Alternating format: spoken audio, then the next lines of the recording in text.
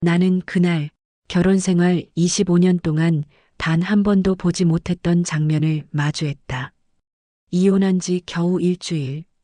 남편은 그 짧은 시간 안에 30살도 안 된 여자와 새 집을 얻고 새 가구를 들여놓고 새 출발을 했다고 자랑하듯 떠들었다. 그리고 지금 그가 내 앞에서 두 무릎을 꿇고 있었다. 지원아, 나 좀 도와줘. 제발. 그의 목소리는 떨렸고 손등은 바닥에 닿자마자 차갑게 굳어갔다. 나는 아무 말도 하지 않았다. 딱 7일 만에 새 살림을 차릴 수 있는 사람에게 동정 따위는 남아있지 않았다. 그가 흐트러진 머리로 울먹이며 말할 때 나는 속으로 아주 조용히 생각했다. 이제야 벌을 받기 시작하는구나. 배신에도 순서가 있고 대가에도 때가 있다는 걸 나는 이 나이에 처음 배웠다. 그날의 진실은 그때부터 시작됐다. 그럼 이제 본격적으로 이야기를 열어볼게요. 혹시 듣는 동안 마음 한 곳이 조금이라도 움직이신다면 구독과 좋아요로 조용히 응원해 주세요. 나는 올해 50살, 이름은 지원이다. 50이라는 숫자는 예전엔 인생의 중턱 정도라고 가볍게 여겼다. 그런데 막상 이 나이를 살아보니 가볍지 않았다. 책임도, 기억도, 상처도, 희망도 모두 함께 짊어지고 가야 하는 나이였다. 남편 태성과 결혼한 지 25년. 우리 부부는 오래도록 평범하고 조용한 결혼 생활을 이어왔다고 나는 그렇게 믿었다. 우리는 도시 끝자락의 오래된 연립주택에 살았다. 베란다에서는 저녁마다 고소한 식당 냄새와 아이들이 뛰노는 소리가 들렸다. 세탁실에서 나는 묵직한 빨래 비누 향, 주방 창문 틈새로 스며드는 차가운 바람, 그리고 남편이 퇴근한 뒤 내 옆에 앉아 오늘 뭐 먹을까? 라고 묻던 낮은 목소리까지. 나는 그 일상의 결들을 사랑했다. 서로 크게 싸우는 부부는 아니었다. 그저 서로가 필요한 만큼 기대고 지치면 조용히 등을 내주는 그런 익숙하고 단단한 관계라고 생각했다.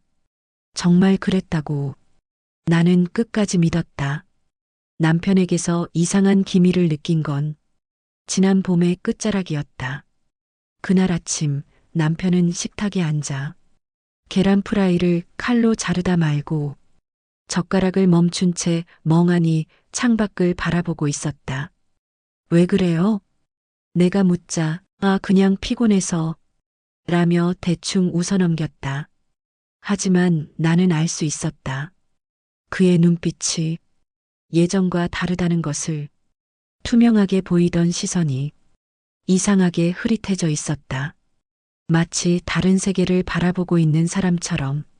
그때 나는 가슴 안쪽에서 아주 작은 금이 생기는 걸 느꼈다. 하지만 애써 무시했다. 살다 보면 잠깐 흔들리는 날도 있는 거라고 합리화를 했다. 변화는 이후 더 확실해졌다. 남편은 갑자기 야근이 잦아졌다. 퇴근 시간은 늦어졌고 휴대폰은 늘 뒤집어서 놓았고 메신저 알림만 울리면 마치 뜨거운 걸 잡은 듯 반사적으로 화면을 숨겼다. 나는 묘하게 불안해졌지만 그렇다고 바로 묻지는 못했다. 50대 부부에게 의심이라는 단어는 칼처럼 날카로웠다. 한 번 꺼내면 되돌릴 수 없다는 걸 알고 있었기 때문이다. 그러나 어느 날 그 칼은 남편이 꺼냈다. 갑자기 저녁 식탁에서 그는 무겁게 입을 열었다. 우리 이혼하자. 그 한 문장이 떨어지는 순간 나는 젓가락을 놓는 소리조차 내지 못했다. 갑자기 왜요? 내 목소리는 내가 들어도 너무 낯설게 떨렸다. 남편은 눈을 피했다. 그리고 천천히 말했다. 미안해.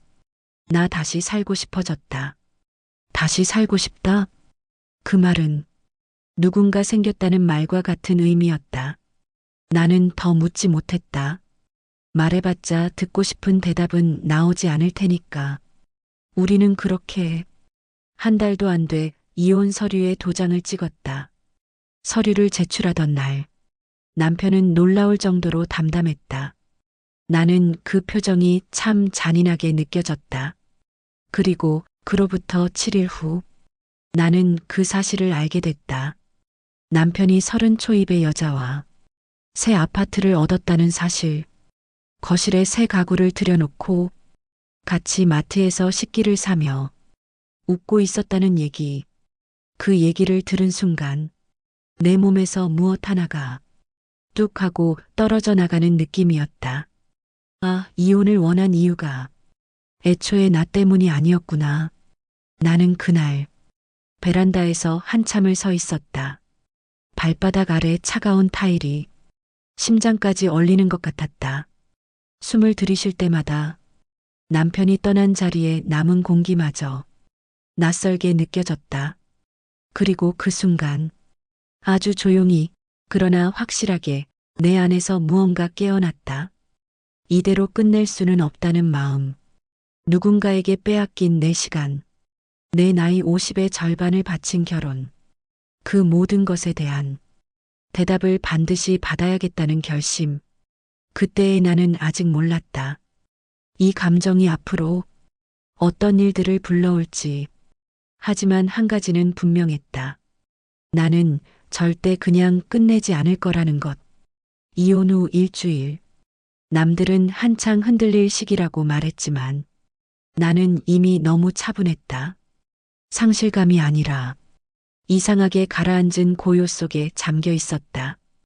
단지 그 고요 속 어딘가에서 바스러지는 소리가 아주 미세하게 들릴 뿐이었다. 이혼 첫 주의 마지막 날, 나는 동네 마트에 갔다. 다른 이유는 없었다. 살아있는 사람이라면 누구나 그렇듯 먹을 걸 사야 했고 집에 국거리가 비어 있었으니까. 마트 입구에 들어서는 순간 나는 처음으로 이혼한 사람이라는 느낌이 들었다. 사람들의 눈빛이 나를 보는 것 같았다. 사실 아무도 나를 보지 않았지만 내가 내 자신을 보는 방식이 달라졌던 것 같다. 채소 코너에서 시금치를 집어들었을 때 갑자기 누군가 내 뒤에서 소곤거렸다. 저기 그분 아니야? 태선 씨 와이프였던. 나는 움직임을 멈췄다. 뒤돌아보지는 않았다. 하지만 그 작은 소문이 내 귓가에 박히는 느낌이었다. 와이프였던.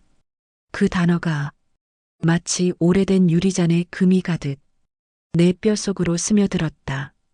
장바구니를 들고 계산대로 향할 때 누군가 내 팔을 가볍게 잡았다. 아지원 씨, 여기서 보내요. 동네에서 가끔 마주치던 중년 여성 2명이었다. 평범한 동네 주민, 가볍게 인사하던 정도의 사이. 하지만 그날은 그들의 얼굴이 이상하게 또렷해 보였다. 괜찮아요? 태선 씨 소식 들었어요. 소식? 무슨 소식? 하지만 나는 입 밖으로 묻지 않았다. 이미 예감하고 있었으니까. 그 여성은 망설이다가 입술 끝을 삼켰다. 새 집 얻었다며. 같이 사례가 있다던데. 그녀는 그 다음 말을 제대로 하지 못했다. 하지만 할 필요도 없었다.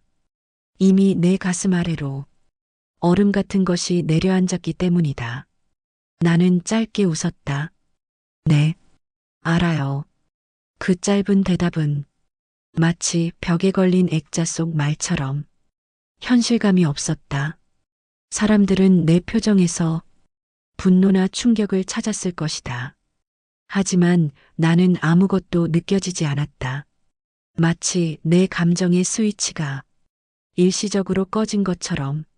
집에 돌아오자 현관을 열기 전부터 집이 텅 빈 냄새를 풍겼다. 사람이 없는 공간에는 이상하게 차가운 빈 공간의 향이 있다. 나는 가방을 내려놓고 베란다 창문을 열었다. 찬 공기가 들어왔다. 이제 이 공기가 나 혼자 맡아야 할 공기라는 게 비로소 실감났다. 그때 휴대폰이 울렸다. 남편이었다. 이혼 후 처음 걸려온 전화였다. 한참을 바라보다가 나는 결국 받지 않았다. 그런데 두 번째 전화가 바로 왔다. 이번에는 메시지가 떴다. 잠깐만 이야기할 수 있을까? 단 네 글자. 그 말조차 부담스러웠다. 하지만 나는 답하지 않았다. 그 다음엔 곧바로 사진이 왔다. 사진 속에는 깨끗하게 정리된 신축 아파트의 거실, 큰 창문, 화이트 톤의 가구, 그리고 초록색 셔츠를 입은 젊은 여자가 꽃다발을 들고 있었다. 나는 눈을 크게 뜨지도 않았다. 그냥 화면을 오랫동안 들여다봤다. 화면 속 그녀는 웃고 있었다. 나보다 어린 얼굴, 탄력 있는 볼살, 가볍게 묶은 머리. 그냥 젊음 자체였다. 남편이 왜 그곳을 보냈을까? 자랑이었을까? 아니면 내 반응을 보고 싶었던 걸까? 나는 잠시 생각하다가 메시지를 지워버렸다. 그날 밤 나는 잠을 잘 수 없었다. 그 대신 그동안 남편이 보였던 모든 작은 징후들이 하나씩 머릿속에서 퍼즐처럼 맞춰졌다. 늦은 퇴근, 잦아진 야근, 숨기듯 휴대폰을 뒤집어 놓던 습관, 전화가 오면 집 밖으로 나가던 행동, 익숙하지 않은 향기, 갑작스러운 미안하다라는 말투, 그 모든 것이 이미 오래전부터 시작된 일이라는 것을 나는 이제야 정확하게 알게 됐다. 아, 그랬구나. 혼잣말이 새어나왔다. 분노도 눈물도 아니었다. 그저 깊은 허무감이었다. 다음 날 아침 나는 우리 부부가 함께 쓰던 서랍장을 열어보았다. 가장 아래 칸, 남편이 가끔 뒤적거리던 그곳. 서랍 속에는 넥타이, 영수증, 오래된 명함들 사이에 작고 반짝이는 봉투가 하나 들어 있었다. 밤에 본 사진 속 그녀와 정확히 같은 꽃다발을 든 채 웃고 있는 사진 여러 장. 데이트 장소처럼 보이는 카페, 차 안, 바닷가. 그리고 오빠랑 함께해서 행복해요. 그 문구가 적힌 손편지. 나는 사진을 넘기며 마음이 조금씩 쓰라리는 걸 느꼈다. 그러나 숨은 고르게 쉬었다. 울지 않았다. 대신 아주 조용히 손끝이 따뜻해지는 걸 느꼈다. 이제 확실해졌네. 나는 봉투를 원래 자리 그대로 넣었다. 그리고 깨달았다. 배신보다 더 끔찍한 건 그럼에도 내가 아무것도 하지 않고 있었다는 사실이라는 걸. 이제 가만히 당하고만 있는 여자일 필요는 없었다. 그녀가 젊음을 무기 삼았다면 나는 내 인생 전체를 무기로 삼을 것이었다. 그 순간 내 안에는 처음으로 작고 뜨거운 불씨가 살아났다. 그날 저녁 남편에게서 다시 전화가 왔다. 이번에는 내가 받았다. 지원아, 우리 말 좀 하자. 나는 조용히 말했다. 무슨 말이요? 그는 잠시 숨을 골랐다. 너무 빨리 결정한 것 같아서 너랑 다시 이야기해보고 싶어서. 나는 그 말을 듣는 순간 웃음이 터질 뻔했다. 어떤 종류의 웃음인지 나도 정확히 몰랐다. 늦었어요. 내 목소리는 침착했다. 지원아, 나 지금 좀 힘들어. 힘들어? 그는 새 아파트에서 새 여자와 시작하면서 나에게 힘들다라는 말을 하고 있었다. 나는 대답 대신 아주 천천히 숨을 들이마셨다. 그리고 마음속에서 확실한 결심 하나가 굳어졌다. 이 사람은 내게 상처만 준 게 아니었다. 나를 완전히 무시했다. 그리고 나는 그 무시를 그대로 되돌리기로 했다. 이번에는 내 방식으로. 이때부터 본격적인 갈등은 표면 위로 떠오르기 시작했다. 그리고 나는 내가 어떤 여자인지를 처음으로 증명하게 될 것이었다.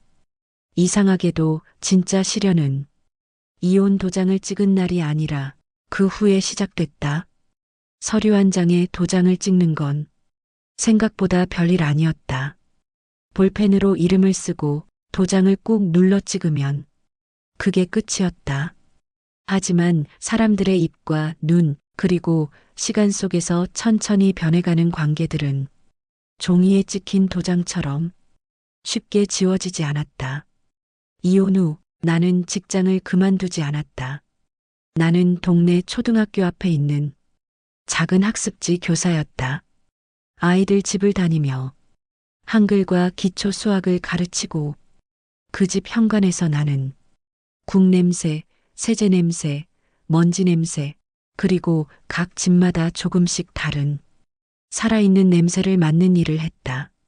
수입이 많지는 않았지만 그래도 내 이름으로 들어오는 월급이 있었기에 나는 늘 그 사실을 소중하게 여겼다.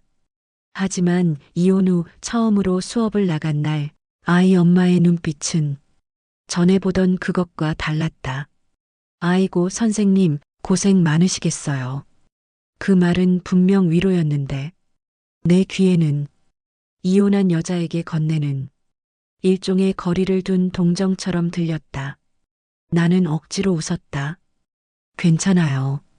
저는 애들 가르칠 때가 제일 편해요. 그 말을 하면서도 내 속에서는 묘한 쓰라림이 올라왔다.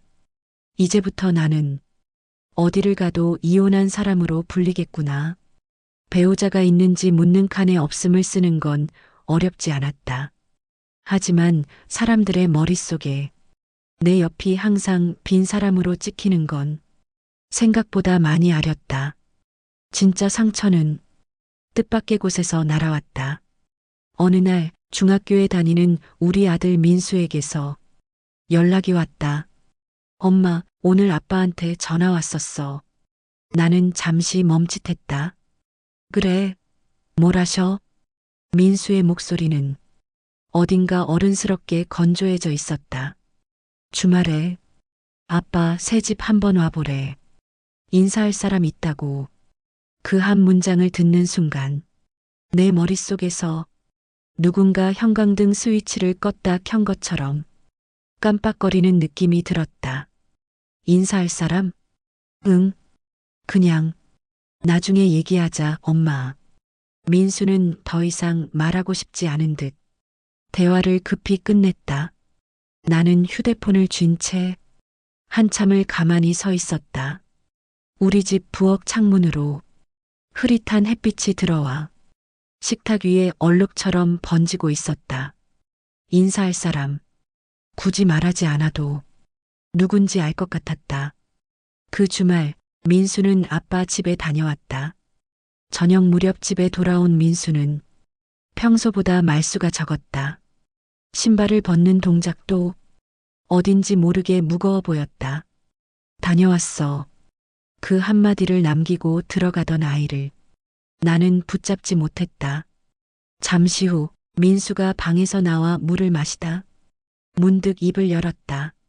엄마, 응, 아빠 집 좋더라. 그 말은 아무 감정 없이 던진 말처럼 들렸지만 내 귀에는 우리 집보다 훨씬 깨끗하고 넓어 라는 말로 들렸다. 그래, 좋았겠다. 내 입에서 자동으로 나온 말은 기계적인 미소와 함께였다. 민수는 잠시 나를 쳐다보더니 시선을 피했다. 거기 누나 같던데. 누가? 아빠가 소개해 주더라. 같이 산다고. 문장 하나하나가 내 가슴에 박히는 것 같았다. 뭐래? 나는 숨을 죽이며 물었다. 그냥 아빠 친구라고 했는데 그 사람이 먼저 말했어. 이제 잘 부탁한다고. 민수는 물컵을 테이블에 내려놓으며 작게 어금니를 깨물었다. 엄마, 나 거기 또 가기 싫어. 그 말에서 내가 지켜야 할 것이 분명하게 드러났다. 그건 내 체면도 남편에 대한 분노도 아니었다. 민수의 마음이었다. 며칠 후 남편에게서 전화가 왔다. 나는 이번에는 받았다. 지원아, 민수 주말에 좀 보내줘. 이번엔 같이 밥도 먹고 애도 우리 쪽 상황에 익숙해져야지. 그 말에서 우리 쪽이라는 표현이 유난히 거슬렸다. 너희 쪽? 나는 되물었다. 아니, 그러니까 나도 이제 새로 시작해야 하잖아. 새로 시작? 참 편리한 말이었다. 누군가의 시간을 마음껏 써버리고 그 사람의 청춘을 다 쓰고 난 다음에 이제 새로 시작하겠다고 말하기 참 좋은 단어. 민수 힘들어하는 건 생각 안 해요? 나는 조용히 물었다. 남편은 잠시 침묵하다가 말했다. 그래서 더 익숙해져야지. 계속 피하면 더 힘들어져. 그 논리는 어딘가 많이 비열해 보였다. 상처난 곳을 억지로 계속 건드리면서 이제 안 아프지? 라고 묻는 사람 같았다. 나는 그때 그에게 처음으로 솔직하게 말했다. 당신이 만든 상처예요. 그걸 애한테 익숙해지라고 강요하지 마요. 전화기 건너편에서 그는 짧게 숨을 들이켰다. 지원아, 넌 왜 이렇게 적대적이냐? 우리가 이미 끝난 건데. 우리가 끝난 건 당신이 끝내고 싶어서였죠. 나는 그의 말을 끊었다. 그리고 당신이 이미 다른 사람 시작해놓고 뒤늦게 우리 얘기하는 거 웃기지 않아요? 그 말을 하고 나서야 내가 얼마나 억눌러 왔는지 깨달았다. 하지만 남편은 말했다. 그래서 그 사람도 민수랑 잘 지내고 싶어 해. 한번 만나보면. 나는 그 말을 잘랐다. 나 그 사람 만날 생각 없어요. 민수도 내가 허락한 만큼만 보내요. 그 이상은 안 돼요.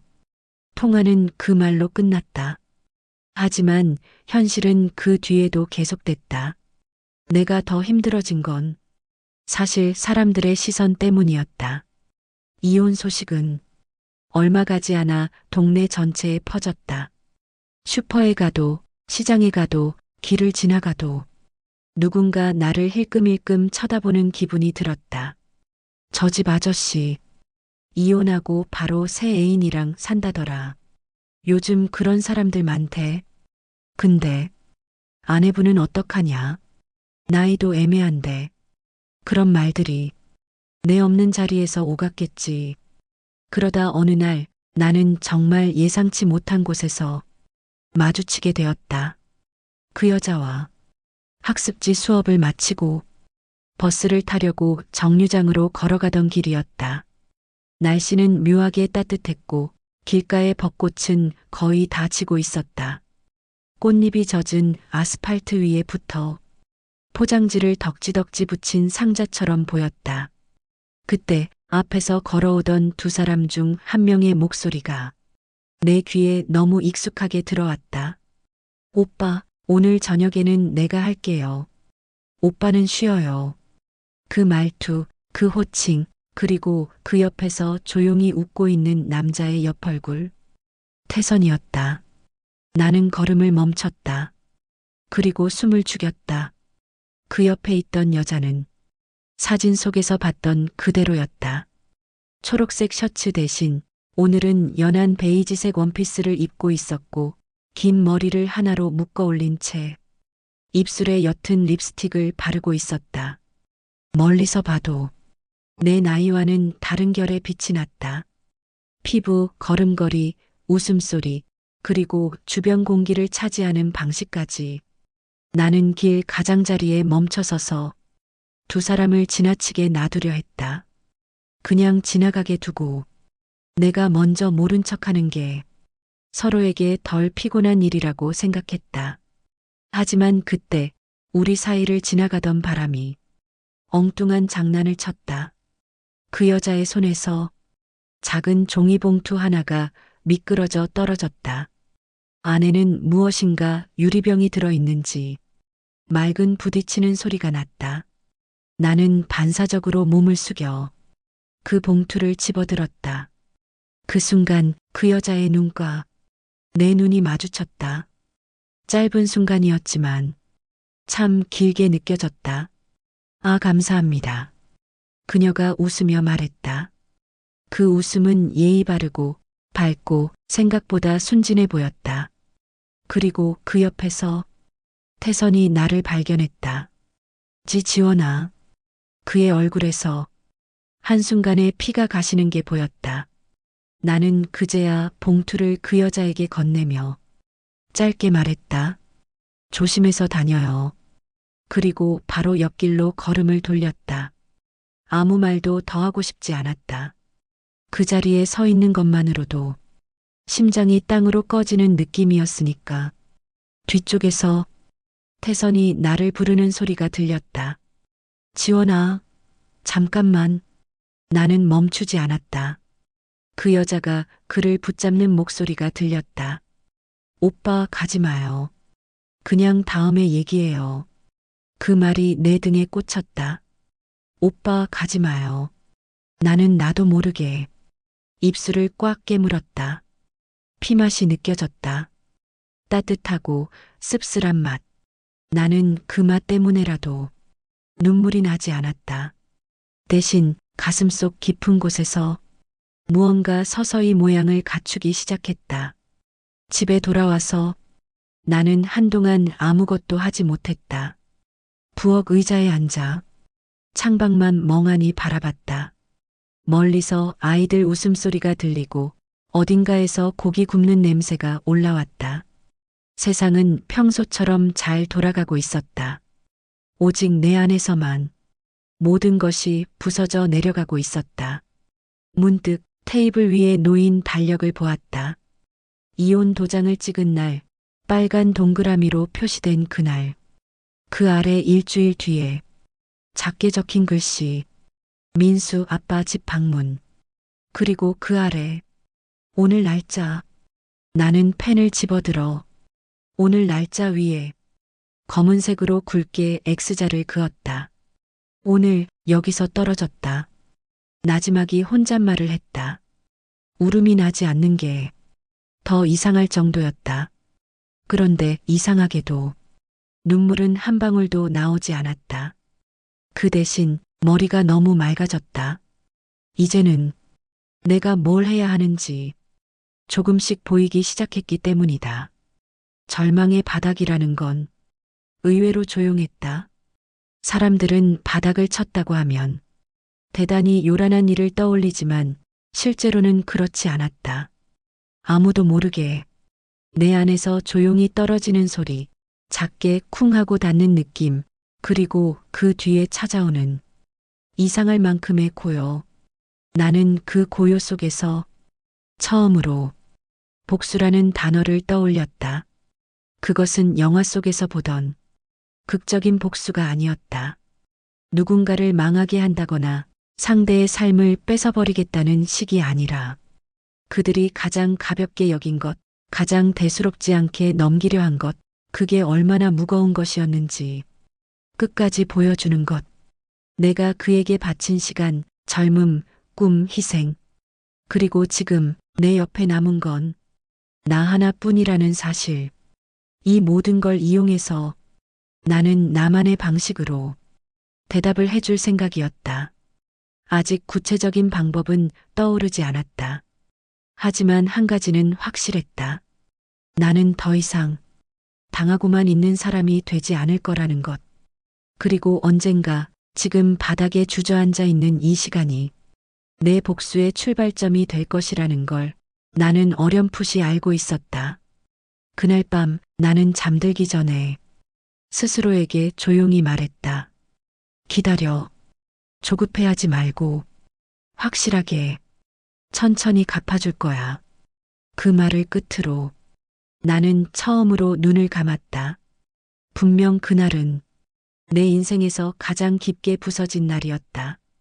하지만 나중에 돌아봤을 때 그날이야말로 내가 다시 일어나기 위해 무릎을 제대로 바닥에 닿게 한 첫 번째 날이었다.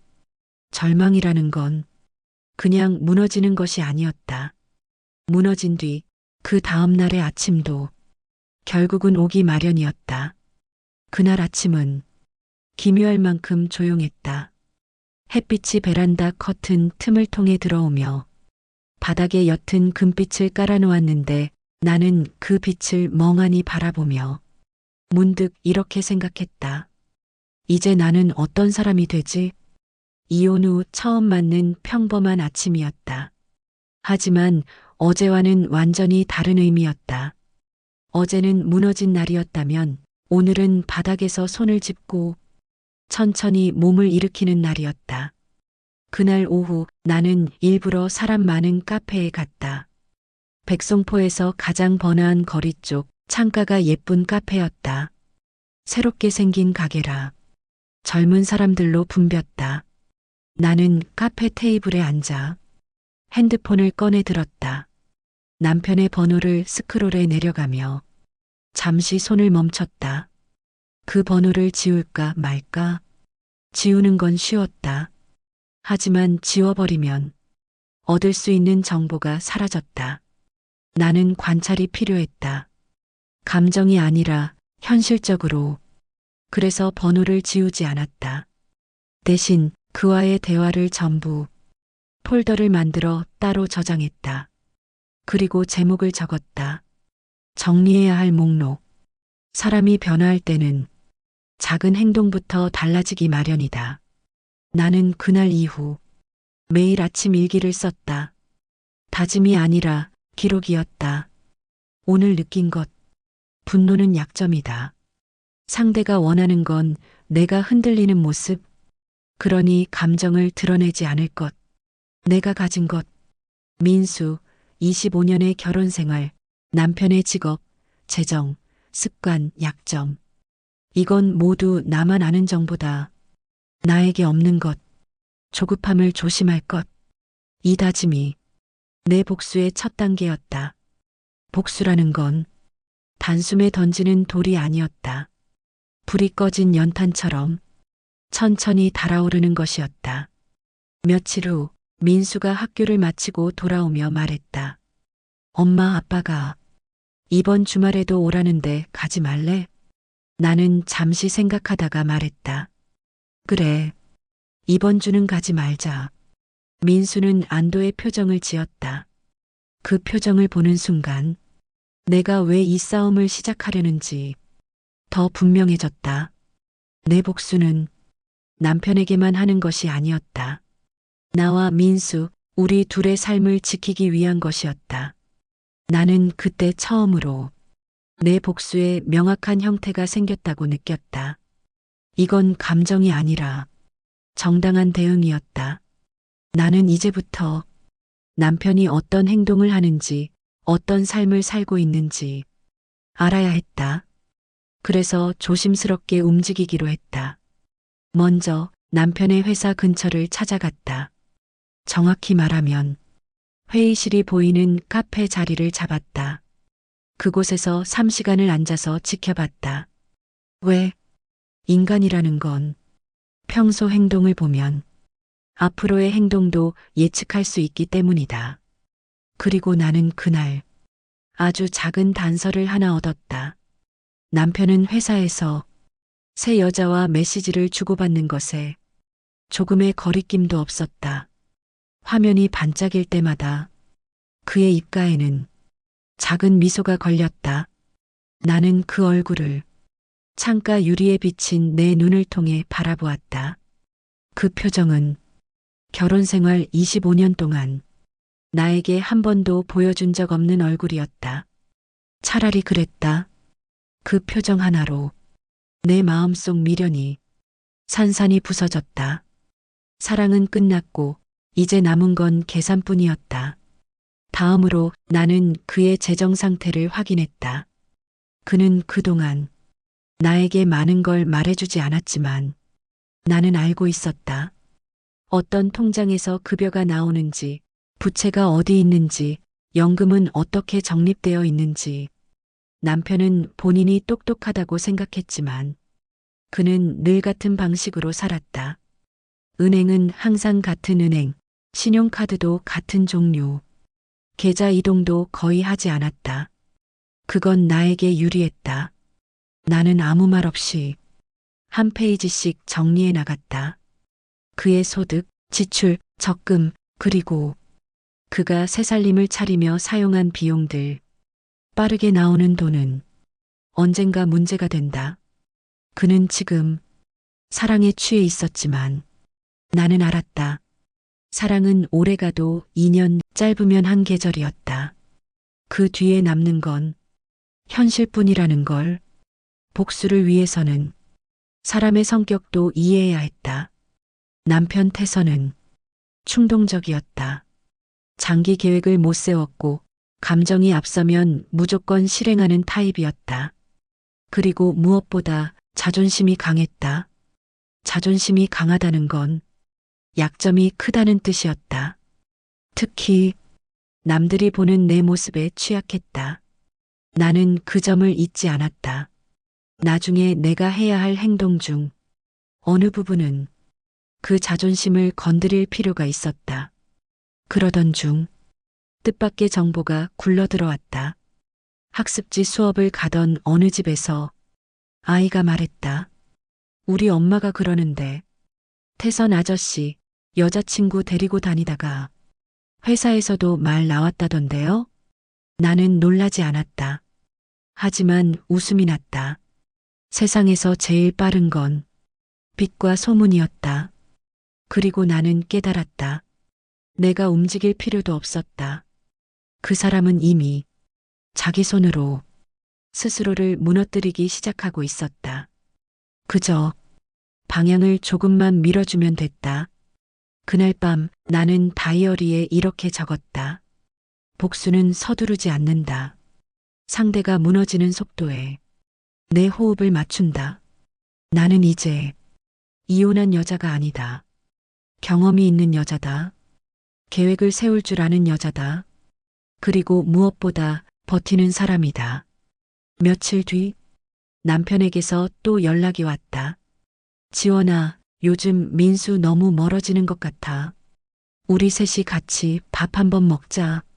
나는 핸드폰을 내려놓고 조용히 미소 지었다. 이 사람이 아무것도 모른다는 게 오히려 웃겼다. 이미 민수는 아빠의 새로운 삶에 상처받았고 나는 민수를 지킬 준비를 하고 있었다. 그리고 그와 함께 내 삶의 새로운 구조를 조용히 만들고 있었다. 나는 짧게 답했다. 생각해 볼게. 그 말은 거절도 아니고 승낙도 아니었다. 그는 그 말 하나로 이미 흔들릴 것이다. 나는 이 흐름대로 천천히 갈 생각이었다. 그날 밤 나는 오랜만에 거울 앞에 섰다. 예전보다 얼굴이 조금 날카로워졌지만 그 눈빛은 어딘가 단단해져 있었다. 마치 한번 깨졌다가 용광로에서 다시 달궈진 금속처럼. 나는 그 눈을 보며 나지막이 말했다. 다음은 내가 움직일 차례야. 그 말로 끝났다. 이 복수가 구체적으로 움직이기 시작한다. 남편과 새 여자, 회사, 주변 사람들, 그리고 법과 사회 구조까지. 이제 본격적인 절정, 판이 벌어지는 단계로 넘어간다. 복수의 첫 행동은 언뜻 보기엔 아무것도 아닌 움직임에서 시작됐다. 며칠 전부터 나는 남편에게 직접 연락하지 않았다. 남편이 매번 먼저 연락하고 나는 늘 짧고 건조하게 답했다. 이 방식은 그에게 아주 효과적이었다. 그는 내가 흔들리고 불안해하길 바랐겠지만 그 반대로 아무 감정이 없는 듯한 거리감을 그에게 주었다. 이게 그를 조금씩 불안하게 만들 것이라는 걸 나는 알고 있었다. 어느 날 저녁 남편에게서 갑자기 전화가 왔다. 지원아, 우리 정말 이렇게 갈 거야? 나는 평온하게 물었다. 그렇게라니? 요즘 내가 너무 냉담해. 뭐 섭섭한 거 있으면 말이라도 하자. 그 말은 내겐 너무 아이러니했다. 냉담해진 건 내가 아니라 그였다. 그런데 이제 와서 내 감정을 걱정하는 척 하다니 섭섭한 게 없으면 이상하겠죠. 나는 차분히 말했다. 그래도 말로 하자. 나도 노력할게. 나는 잠시 침묵하다가 아주 조용히 물었다. 누굴 위해서? 남편은 대답하지 못했다. 그 침묵은 그가 아직도 자기 행동의 무게를 모른다는 걸 보여줬다. 나는 더 이상 그 대화를 이어가지 않았다. 전화 자주 하지 말아요. 민수도 불편해해요. 그리고 끊었다. 그날 밤 그는 10번 가까이 메시지를 보냈다. 하지만 나는 읽지도 않았다. 감정은 바로 복수의 도구가 될 수 있는 가장 위험한 칼이었다. 그 칼을 내가 쥐는 순간 흔들리지 않기 위해서는 내 감정을 내려놓아야 했다. 며칠 뒤 우연처럼 보일 수 있는 일이 발생했다. 하지만 나는 알았다. 이건 우연이 아니라 결과물이라는 것을. 남편이 다니는 회사 근처에서 이상한 소문이 퍼지기 시작한 것이다. 정식으로 문제가 된 건 아니지만 그의 부서 사람들 사이에서 이런 말이 돌고 있었다. 태선 씨, 이혼 직후 바로 다른 여자랑 산대? 그 여자 나이도 한참 어리다며. 회사 이미지도 있는데 좀 조심하지. 누군가 나에게 고자질한 게 아니었다. 전혀. 나는 아무것도 하지 않았다. 단지 남편이 이미 공개적으로 행동하고 있었기 때문이었다. 누구나 볼 수 있게 젊은 여자와 함께 다니고 집 앞까지 데려다주고 같은 카페에서 웃고 떠들고 사람들은 전부 보고 있었다. 나는 이제 더 확신했다. 나는 굳이 강하게 밀 필요가 없었다. 그는 이미 자기 무덤을 스스로 파고 있었고 나는 그냥 그 주변의 흙을 조금씩 정리해주기만 하면 됐다. 그리고 어느 날 그 젊은 여자가 나에게 먼저 연락해 왔다. 생각보다 빨랐고 생각보다 직접적이었다. 지원 씨 맞으시죠? 낯선 번호, 낯선 이름. 남편의 새 여자였다. 나는 순간 심장이 한 박자 늦게 뛰는 것처럼 느껴졌다. 나는 메시지를 천천히 읽었고 조용히 답했다. 네, 맞아요. 잠시 뒤 그녀에게서 긴 메시지가 왔다. 지원 씨가 불편하실 것 같아서 직접 연락드렸어요. 불편하실 것 같아서. 그 표현에 나는 입꼬리가 쓰게 올라갔다. 지금은 낯설고 서운하겠지만 우리도 민수와 좋은 관계를 만들고 싶어요. 시간이 지나면 서로 이해할 날이 올 거라고 생각해요. 이 메시지는 아무리 가볍게 포장해도 본질은 하나였다. 나는 당신 남편의 새로운 여자입니다. 그녀는 자신이 나와 대화할 자격이 있다고 생각하는 듯 했다. 나는 그녀에게 바로 답하지 않았다. 대신 한 문장을 아주 조용히 보냈다. 당신은 나를 모릅니다. 그 한 줄은 길게 말하는 것보다 강했다. 그녀는 잠시 후 답했다. 그렇지만 저희도 잘해보려고. 나는 멈추지 않고 보냈다. 당신이 저를 위로하는 척하는 건 당신의 역할이 아니에요. 답장은 오지 않았다. 나는 그걸로 충분했다. 그녀와의 대화는 시작하기도 전에 끝났다. 그리고 나는 알았다. 그녀가 예의 바르든 순진하든 아무것도 모르든 상관없다는 걸. 그녀가 내 삶을 훔쳐갔다는 사실이 그 어떤 상황보다 중요했다. 그리고 이것이 내 복수의 첫 번째 성공이었다. 나는 상대의 심리를 움직이기 시작했다. 그 후 진짜 중요한 전환점이 찾아왔다. 그날 오후 민수가 학교에서 돌아오더니 내게 놀라운 말을 했다. 엄마, 아빠가 요즘 좀 이상해. 나는 조용히 물었다. 왜? 오늘 전화했는데 엄마한테 요즘 무슨 일 있냐고, 왜 그렇게 차갑냐고 계속 묻더라. 나는 속으로 미소 지었다.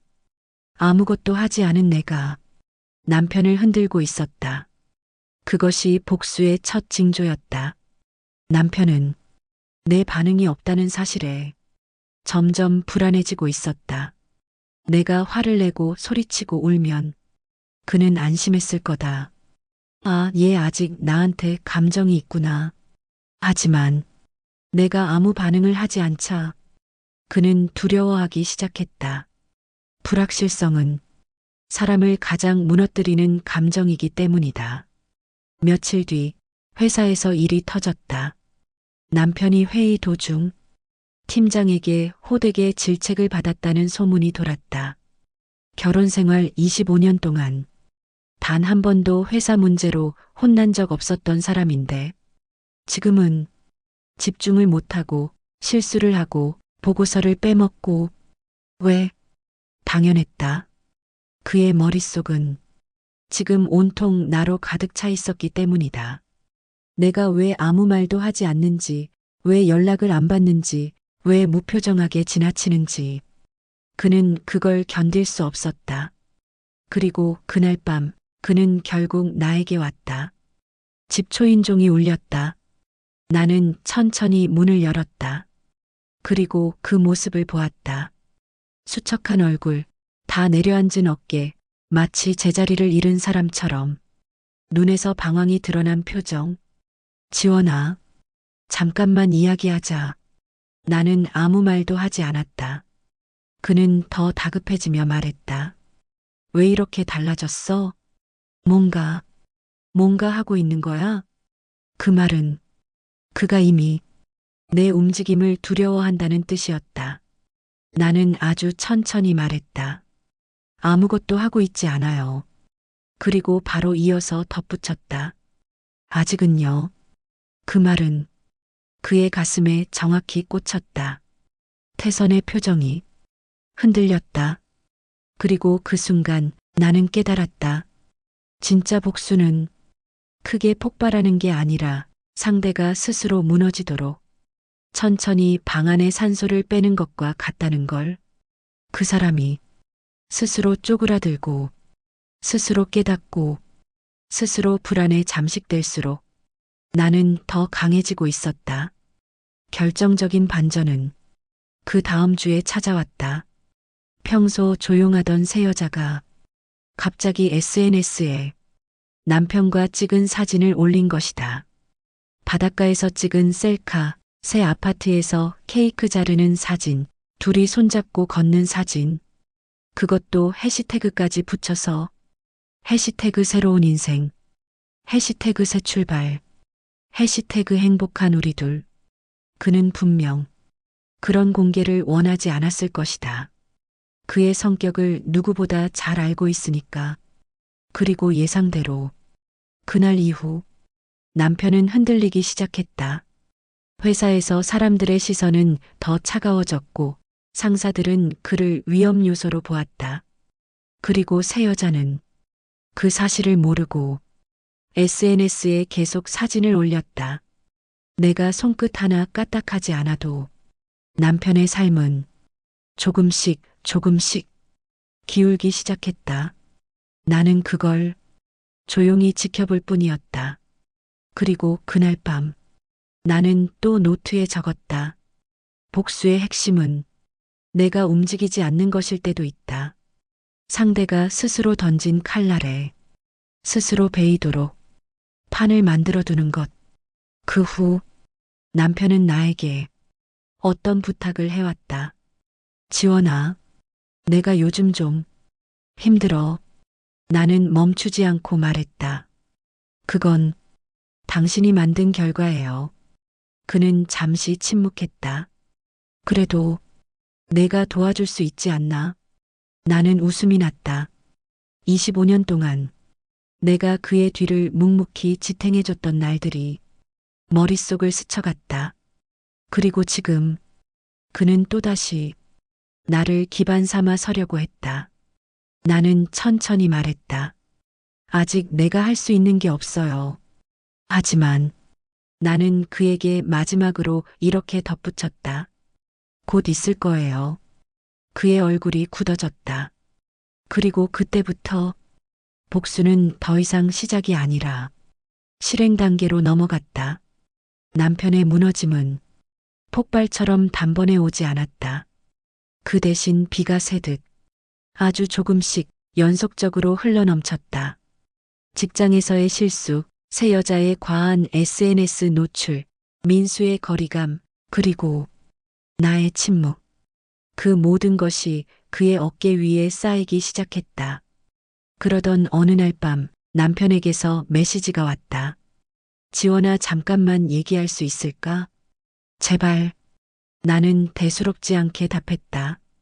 바쁜데 무슨 일이에요? 그러자 그는 거의 10년 만에 처음으로 이런 문장을 보냈다. 미안해. 그 말은 내 가슴 깊은 곳에서 오래된 잠금장치 같은 것을 조용히 딸깍하고 건드렸다. 하지만 그 말도 그 사람의 입에서 나오면 희미하게 공허했다. 이미 늦었으니까. 며칠 후 남편과 새 여자의 관계에 균열이 생겼다는 소식이 어디론가부터 흘러들어왔다. 그 여자 요즘 회사 근처에서 난리래. 태선 씨한테 집착한다던데? 뭐 젊은 사람이라 그런가. 소문은 정확한 사실보다 사람들의 입을 통해 더 빠르게 변형되었다. 하지만 핵심은 하나였다. 둘 사이가 흔들리고 있었다. 나는 그 사실을 기쁜 마음으로 듣지 않았다. 단지 올 것이 오고 있구나. 그 정도만 느꼈다. 그리고 어느 날 그 젊은 여자가 나에게 직접 찾아왔다. 아무 연락도 없이 우리 연립주택 앞에 서 있었다. 봄바람이 조금 차갑게 느껴지는 오후, 그녀는 얇은 가디건 하나만 걸치고 있었다. 얼굴에는 화장이 거의 지워져 있었고 눈가에는 울었던 흔적이 있었다. 나는 놀라지 않았다. 그녀는 내 앞에서 순간 말을 잃은 듯 입술을 떨다가 조용히 말했다. 지원 씨. 나는 고개를 살짝 끄덕였다. 무슨 일인가요? 그녀는 두 손을 꽉 잡은 채 하나씩 끊어지는 듯한 목소리로 말했다. 오빠가 요즘 너무 달라졌어요. 갑자기 연락이 안 되기도 하고 저한테 화내고 그리고 나는 아무 말 없이 그녀를 바라보았다. 그녀는 결국 울음을 터뜨리며 말했다. 언니 때문이에요. 나는 그 말에 피식 웃을 뻔했다. 나 때문이라고요? 그녀는 고개를 크게 끄덕였다. 오빠가 지원 씨한테 미안하다고 자꾸 그러고 저보고 이기적이라고 했어요. SNS에 사진 올리는 것도 그만두라고 하고. 아, 그럴 줄 알았다. 남편에게 가장 치명적인 건 체면과 평가였다. 사람들이 자신을 어떻게 보는지 그는 극도로 민감했다. 젊은 여자의 SNS가 모든 사람들에게 퍼지고 그가 조롱과 호기심의 대상이 된 순간 그의 자존심은 박살났을 것이다. 나는 아주 차분하게 말했다. 그건 내 문제가 아니에요. 그녀는 입술을 깨물었다. 언니가 오빠랑 저 사이를 흔들고 있어요. 그 순간 나는 확신했다. 이 여자는 아직 한참 모자랐다. 사람의 마음과 관계가 어떻게 움직이는지 제대로 이해하지 못했다. 나는 조용히 말했다. 나 아무것도 하지 않았어요. 그녀가 고개를 들었다. 나는 이어 말했다. 당신들은 당신들끼리 흔들리는 거예요. 나를 쳐다보지 말고 당신 옆에 있는 사람부터 제대로 봐요. 그녀는 한동안 아무 말도 하지 않다가 작게 중얼거리듯 말했다. 오빠가 언니한테 미련이 있는 것 같아서. 나는 잠시 숨을 골랐다. 그 말은 예상했지만 직접 들으니 묘하게 울림이 있었다. 그 순간 머릿속에서 한 가지가 정리됐다. 남편은 이혼 후에도 내가 쉽게 무너지지 않자 동요하고 있었다. 그의 흔들림은 그 여자의 질투가 아니라 내가 너무 조용해서였다. 그리고 나는 그 고요로 그를 조용히 무너뜨려 왔던 것이다. 대화는 오래가지 않았다. 그녀는 울음을 삼킨 채 돌아갔고 나는 아무 말 없이 그 등을 지켜봤다. 그녀의 발걸음은 이전보다 훨씬 가벼웠다. 그것은 이제 더 이상 내 싸움이 아니다. 라는 확신 때문이었다. 그리고 며칠 후 결정적인 사건이 터졌다. 남편이 다니던 회사에서 정직 처분을 받았다. 정확한 이유는 보고 누락과 고객 응대 실수였지만 그 배경에는 이미 일터에서 돌고 있던 사생활 문제도 한몫하고 있었다. 그는 회사에서 액션 없는 실수가 아니라 사람들이 말하는 실수를 저지른 셈이었다. 그리고 그날 밤 그는 결국 내 집으로 왔다. 문을 두드리는 소리가 전보다 훨씬 길고 절박했다. 나는 천천히 문을 열었다. 남편은 문 앞에 서 있는 것이 아니라 문 앞에서 무릎을 꿇고 있었다. 고개를 들지 못한 채 두 손을 바닥에 짚고 떨리는 목소리로 말했다. 지원아, 나 정말 너한테 잘못했어. 나는 아무 말도 하지 않았다. 그는 계속 말했다. 미안해. 내가 잘못했어. 정말 다 내 잘못이야.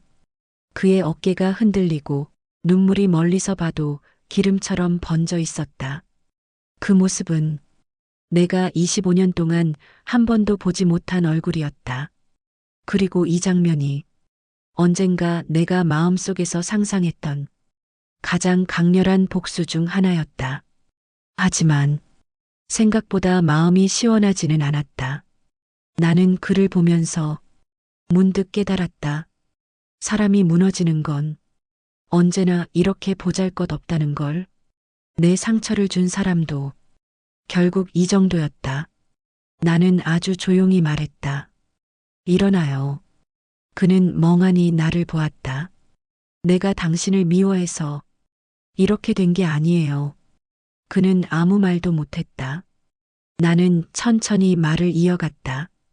당신이 당신 인생을 스스로 이렇게 만든 거예요. 그 말은 내가 25년 동안 차마 하지 못했던 말이었다. 남편의 입술이 떨렸다. 지원아, 한 번만 기회를. 나는 고개를 저었다. 돌아갈 곳 없어요. 나도 당신도. 그는 눈을 내리깔았다. 나는 바로 그 순간 깨달았다. 내 복수는 어느 한순간의 통쾌함이 아니라 내 삶을 되찾는 것이라는 걸. 그는 돌아갔다. 다시 찾아오지 않았다. 그리고 몇 주 뒤 그 젊은 여자와의 관계도 완전히 끝났다는 소문이 돌았다. 그녀가 먼저 떠났는지 그가 끝냈는지는 몰랐다. 하지만 둘이 서로를 구할 수 없는 관계였다는 건 확실했다. 시간은 흘렀고 어느새 여름이 다가왔다. 나는 민수와 함께 작은 여행을 다녀왔다. 바닷가에서 아이처럼 뛰는 민수의 모습을 보며 나는 처음으로 마음 깊은 곳에서 따뜻한 평화를 느꼈다. 남편 없이도 나는 잘 살 수 있었다. 아니, 남편 없이 더 잘 살고 있었다. 민수가 내 곁에서 말했다. 엄마, 요즘 엄마, 예전보다 밝아 보여. 그 말이 복수 그 어떤 것보다 더 큰 치유였다. 여행에서 돌아온 어느 날 나는 책상 위에 조용히 앉아 오랜만에 일기를 펼쳤다. 그리고 마지막 페이지에 적었다. 사람을 되돌려 세우는 건 분노가 아니다. 사람을 다시 일으키는 건 내가 지켜낸 존엄이다. 그리고 그 아래에 짧게 한 줄을 더 적었다. 복수보다 강한 건 회복이다. 나는 그 문장을 적으며 마지막으로 울었다.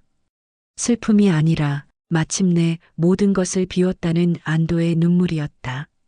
마지막 장을 덮고 창문을 열자 기분 좋은 바람이 들어왔다. 나는 눈을 감고 천천히 숨을 들이켰다. 이제야 정말로 내 인생이 새로운 장을 넘긴 것 같았다. 남편도 그 젊은 여자도 그리고 지난 모든 상처도 이제 내 삶의 일부가 아니라 내가 지나온 길이었다. 그리고 나는 그 길을 지나 드디어 나를 찾았다. 언젠가 누군가 내게 물었다. 그 시간들이 아깝지 않아요? 나는 이렇게 대답했다. 아니요. 그 시간 덕분에 지금의 내가 만들어졌어요. 사람에게 가장 강한 무기는 분노도 복수도 아니다. 끝까지 남는 건 스스로를 지키는 마음, 그리고 다시 일어나는 힘이다. 어떠신가요? 이 이야기가 당신의 마음에도 닿았길 바랍니다. 구독과 좋아요는 이 채널에 큰 힘이 됩니다. 소중한 댓글 남겨주시면 한 분 한 분 감사히 인사드리겠습니다.